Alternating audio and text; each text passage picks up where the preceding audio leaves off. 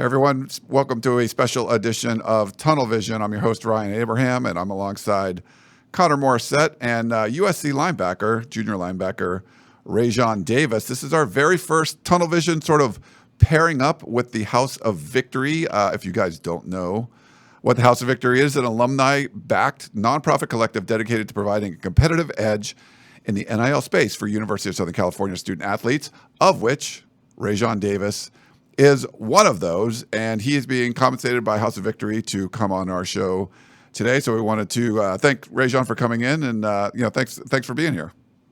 Appreciate you, Ryan. Thank you for having me on here. Just happy to be on here with you guys. This is a whole new space for us. We haven't done anything like this. House of Victory. I mean, this whole collective thing is pretty new. So thanks for being I don't want to say our guinea pig, but let's play our first one. Brand new. And we got Connor Morrissette. So if you guys know, how long you been here now, Connor? A month and a half or so? Yeah, about a month and a half. Yeah, you got your first game in yesterday. He missed. So if you didn't know, Connor missed the first game for a wedding. Raesjon, if you have like a college roommate, you got married. No, college roommate. So whoever your college roommate is, tell them not to have fall weddings. Like, just so you know, going forward. My roommate on my team, Jalen Smith. So hopefully we'll be in the league together, and we won't be doing none of that. We're gonna have some summer weddings. Yeah, that's the way to do it. Summer weddings. Yeah. Nice. So just so we'll let people know too, there's a little QR code I'm going to put up on the screen for you guys. For if you do want to donate to House of Victory, which will help student athletes like Raesjon Davis here, as shown on the screen. We have a QR code up there. They also have a tailgate up on Saturdays before the game, about 3 hours before kickoff. Connor and I were both there on Saturday. It was a lot of fun. Raesjon, you don't get to go to those, but they're pretty cool. You go to houseofvictory.com/tailgate and have information about that. So make sure you come check it out. One of the big storylines going into game 2, we go to warm-ups, and there's no Eric Gentry, and there's no Mason Cobb. So it was going to be a whole lot of Raesjon Davis, Shane Lee, Taka Curtis, who ends up getting ejected early on. You played the most plays in that game of anybody. I mean, are you feeling a little sore today? How are you feeling? Definitely a little sore, but I went in and got my recovery lift, so my body feels a little better now. But it was definitely I feel like a good game.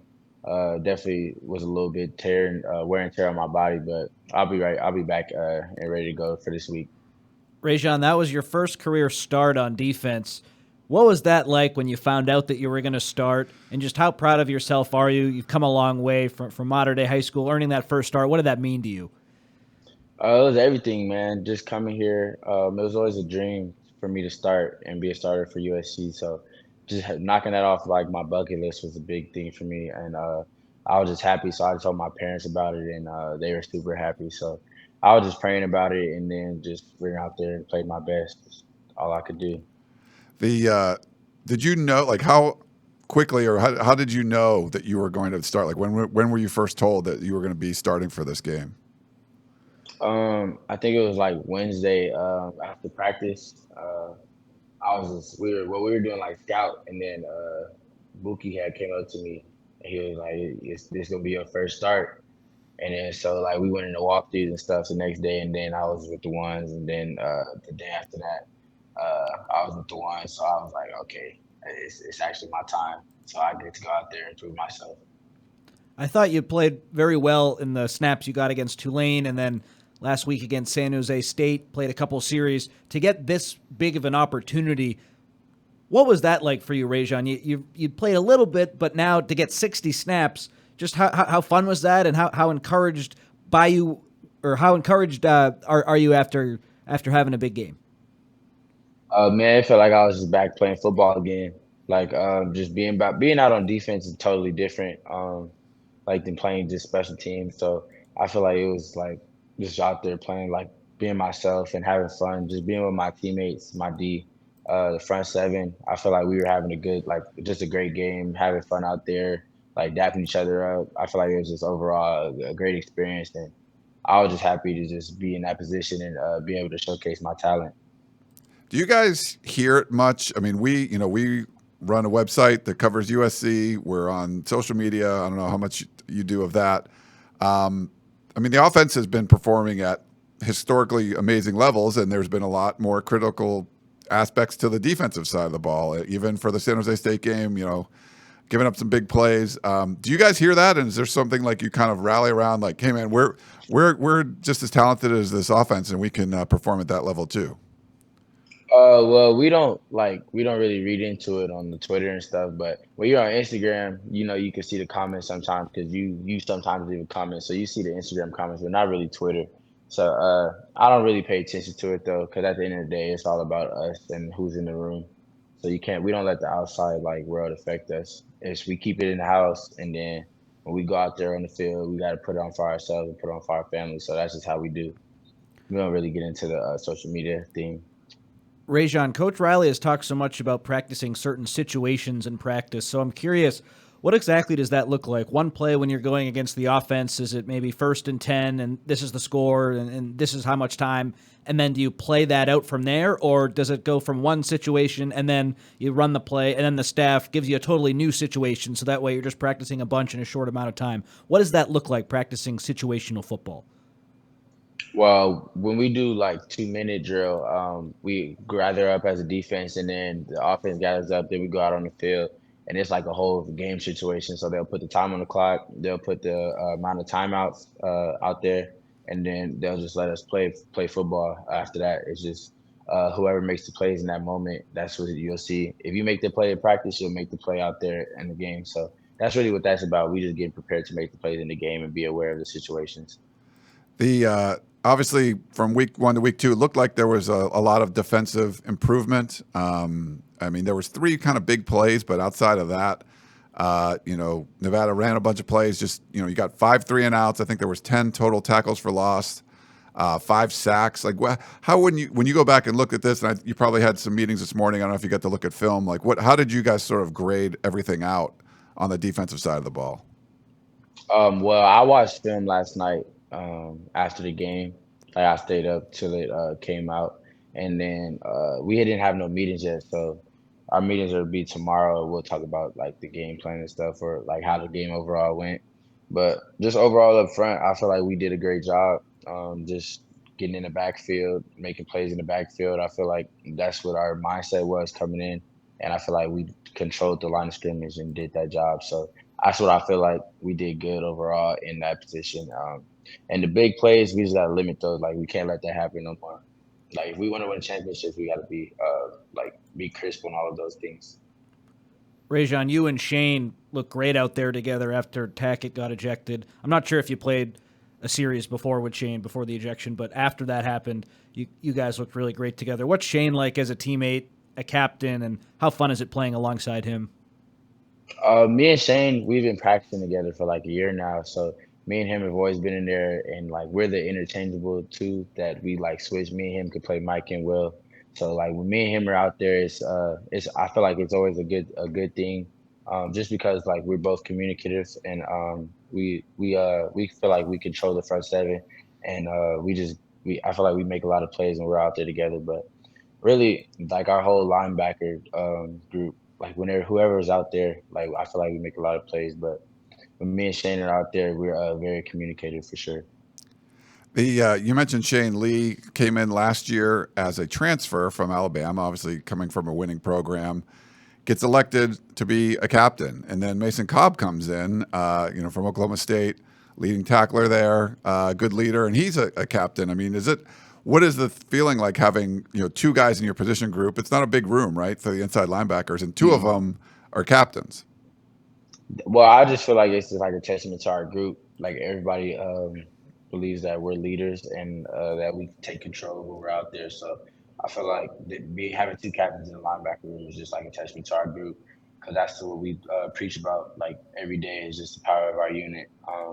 How good our group is together, and how we can be on the same mission and accomplish the same goal. We'll just be ultimately better than everybody.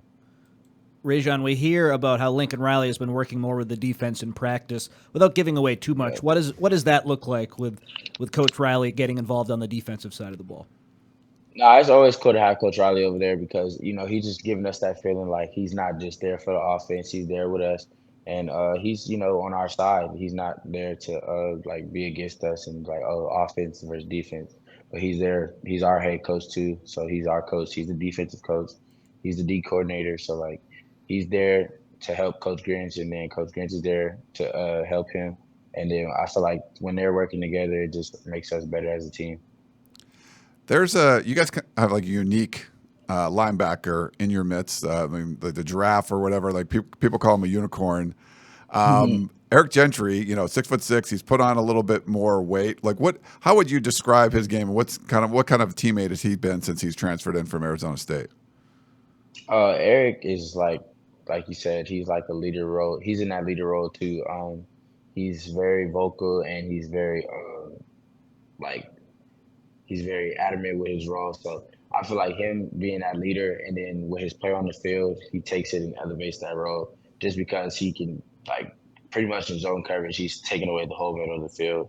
And then when it's scrambling, he can get to the quarterback like you can see right there. He's like a very long rangy guy, and he's always making plays in open space. So I feel like having him next to me also is like just a complete advantage for me. So whoever I have on the side of me is always an advantage because that's just how our linebacker group is. We just have a lot of dudes who can play and make plays. Against San Jose State, two new guys got the start at inside linebacker, Mason Cobb and Tackett Curtis. Raesjon, what has impressed you about those two guys, two new teammates? Well, first, I think it was. I think they came at the same time, but I know when Tackett came, he was just learning the defense, so it took a lot for him to like just get going. But he's just he's very fast. That dude right there is fast and he's physical at the point of attack. So the one thing about Tackett is he's going to fly around and get to the ball. Even if the ball isn't on his side of the half, he's gonna fly around and make it on the other side of the half. So he's one of those flash on film players. And then Mason is like technical. I think he's like the technician of our group. He's like with his hands when he's throwing moves on the offensive guards or like the offensive tackles. I feel like he's just a technician with everything. So I try and watch him and like use some of his moves that I can incorporate into my moves. So I feel like he makes me better too, just watching him play and how physical he also is at the point of attack also. You're talking about Tackett Curtis a little bit. Another, you're a fan favorite. Whenever there's a high-profile recruit, especially, you coming from modern day, the fans on the Peristyle, they love you guys. Tackett Curtis, Mr. Football in Louisiana, they loved him coming in. Like, how do you describe sort of his game? And then, he had the targeting incident and goes out there. I mean, what was the sideline like when you were kind of thin at linebacker and then you lose one of them? Well, it was. We kind of knew that there's a possibility. There's always a possibility of something like that happening. So you don't really worry about it too much. You just know you up next and you gotta be in the whole game. You don't really worry about it too much because like that's just the rules of football now, how they treat that. But on the sideline, look, we was happy, man. It was a big hit, but he led with his shoulder. I felt like so that's just how they rule it, I guess. He kind of hit him hard, so I don't know how they rule that, but I feel like Tackett is going to be a great player for us. Like that hit. Hopefully, it's not going to lead into next game and have him sit out. So yeah, it was first quarter or first half, so he won't have to sit out there. But that was I mean, that was interesting. I mean, it was kind of down to you and Shane at that point, right? I mean, is that you sort of look at each other like, Shane okay, okay, yeah. Well, we knew we had Chris Thompson too. Chris Thompson was there; he's ready to go. So we have we have a lot of depth at linebacker. So we're not really worried about if somebody goes out. We know somebody can step up and make the plays because that's just how that's how we're built. Chris had a big tackle on special teams too. Raesjon, Caleb Williams yesterday had a great game, obviously, but he just made two throws that really impressed me. The one rolling to his right that he hit Dorian earlier in the game, and then in the second quarter, the one also rolling to the right, but on the other side of the field when he threw the touchdown to Brendan Rice. How tough is it going against him in practice? That's got to be so challenging. He's making us better as a linebacker group because he's throwing no look passes and stuff. So we're trying to read off of him in zone coverage, and he's just making us better. And I feel like that's making us better. Like when we go against other teams, like there's no match. Like all we're doing is getting to the quarterback at this point. So having him out there at practice is like it's very. I feel like it's just a blessing just because his ability and we have to match his ability. We have to either or we're gonna look bad on film or like on the practice field. So I feel like him out there is making us better for sure. Now he's scoring a lot of points, right? He's the quarterback. He's the guy and all the, Did you guys give him crap about being the Dr. Pepper commercials and stuff? Is that something that you guys rip him about? Nah, man, we don't. We embrace that. We happy that that's happening for him. Like we want all of our teammates to get the love that they're getting. So that's like an elevation for us, and just makes us all want to just get better every day. Yeah, well, so he gets a lot of love. They score a lot of points. It's all flashy. Mm-hmm. Well, the defense got to score. You got a big man score. I think it was Lincoln Riley after in the press conference. He said, he's like, football's a lot more fun when like big men score. I believe that was the quote of what he was saying. But what was going through your mind when you saw Stanley scoop that up? And then what was the sideline like after that touchdown? Well, at halftime we had 0 takeaways, so that was our big thing coming out of halftime. We was like, we can't go 2 games without a takeaway. Like, there's no way this is gonna happen to us. So then, I don't know if y'all remember, but Solly he forced like a fumble, and the ball sailed right over my shoulder and then went into the running back's arms. So I was kind of mad about that because I felt like that was gonna be our turnover. That looked So like then a when I dribble. seen Like he just it could have like last year. You guys the get way that it bounced ball. was crazy. It just it bounced right back to him. Yeah, that was a weird one. It was crazy. And then so when I seen Stan get that one, I was just like, oh yeah, he's going crib. He's going crib because it went right into his hands. I'm like, oh yeah, let's just turn up. So then we took our defensive picture like the NFL dudes, and then we just went back and celebrated on the sideline. Yeah, it was a good time though. We had a good time. The other half of that play was Braylon Shelby on the strip sack. What have you seen from him? He just walking by us when he goes into practice, the reporters who we take the photos, he just looks like a senior. He looks like a man out there. He is a big kid. What have you seen from him in practice, and what do you think his long-term prognosis is in terms of a player? Because he looks like a great, great athlete. Well, during the off season when he came in, we knew like from the jump that he was going to be one of those dudes just because of his testing numbers and stuff. Like, dude was testing off the charts. So I knew he was going to be a big asset for us, and I was just happy that we were able to acquire him from the recruiting class. And then seeing him in the practice, when I seen him, I think he had like 3 sacks one day just in practice. So I was like, oh yeah, he's the truth. We have a few questions, and Connor, if you have more, we can definitely. Can I ask one more? Oh, yeah. Let's go. Yeah. One thing that popped into my head: who are some of the funniest guys on the team, Raesjon? Maybe not one guy who's the funniest, but who are some of the funny guys who fans? I think they'd want to know that. Who cracks a lot of jokes on the team? I would say Mario, Clark. He's like coach's help. Coach's like assistant, and he's funny. Yeah. Yeah, I love Clark. I would say Rio.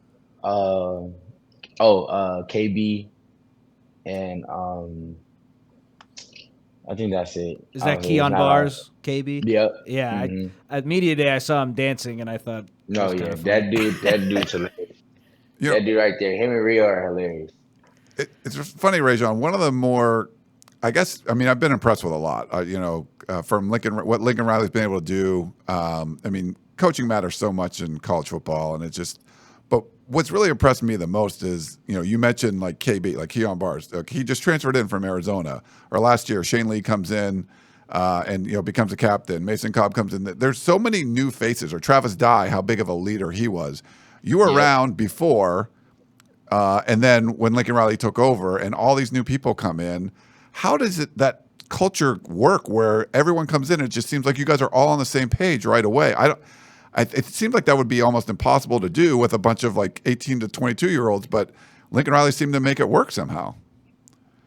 This is the way we recruit. Like when we bring dudes in for recruiting, it's just we all come hang out and we mesh. We mesh very quickly and very like it's not hard to mesh when you have a group of guys that we have. Just like everybody's friendly. Like we're not the type of people to like try and like push you out or just push you away. So we invite everybody, and if you like get along with us, then you'll fit right in. It's nothing like hard for. I feel like that's the good thing about us is like you can come in easily and mesh with us, and then just we it makes us a better team overall. Cool. Well, we have a few questions from our message board over at uscfootball.com. You are a very popular player, as I mentioned before, and people are extremely excited. You had 4 tackles in the game. I think that was your 26th game you've played in while at USC. And this people love your energy and what you're able to do. So I have a few questions from the fans, if that's okay, if you don't mind Yeah, of taking a course. few of those. We can go through. This is from yeah, I don't even know how they say it. Bald Brecht, I think. He says, if you could go back in time to the day you committed to USC and give your younger self one piece of advice, what would it be? Um, Really, it was just um COVID, so I wouldn't really change anything about the day that I committed. I feel like the day I committed, it was an early morning, and I did it. I actually did mine's on online. So and doing that was like it was like a dream come true for me. So I wouldn't really change anything about the day I committed. I feel like the day I committed was a really good day. So Nice. That's great. yeah. AB276 says, after a good team defensive performance against Nevada, what do you think needs to happen to build momentum off that performance moving forward? Just continue doing our job as a defense and playing our roles. We all have it, each individually have a role. So if we do our roles, I feel like each week we're gonna get better and better and like continue to grow and just our goal is to be the number 1 defense in the country. So that's what we're gonna continue to grow to be. All right. Conquest 55 says, what kind of activities outside of football do you participate in with your teammates? We play a lot of video games. I'm not gonna lie. A lot of video games. We play 2K. We play Warzone, and we play Madden. We play UFC. A lot of video games. Is there who's the biggest gamer? I remember back in the day, I remember Juju was like a big gamer. I think He still is. he still is. Yeah, they Yeah, he brought still in. does it. Yeah, they brought Video in. games are for life.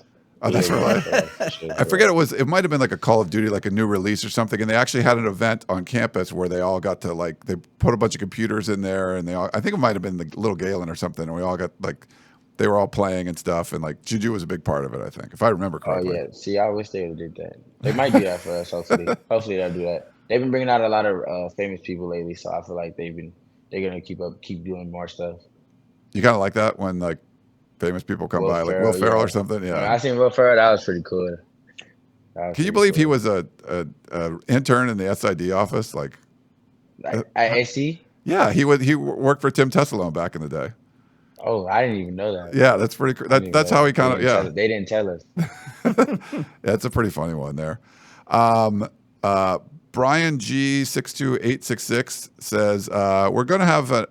Oh, I'm sorry. Oh, crap! I put the wrong part. Never mind. Never hit. Oh, okay.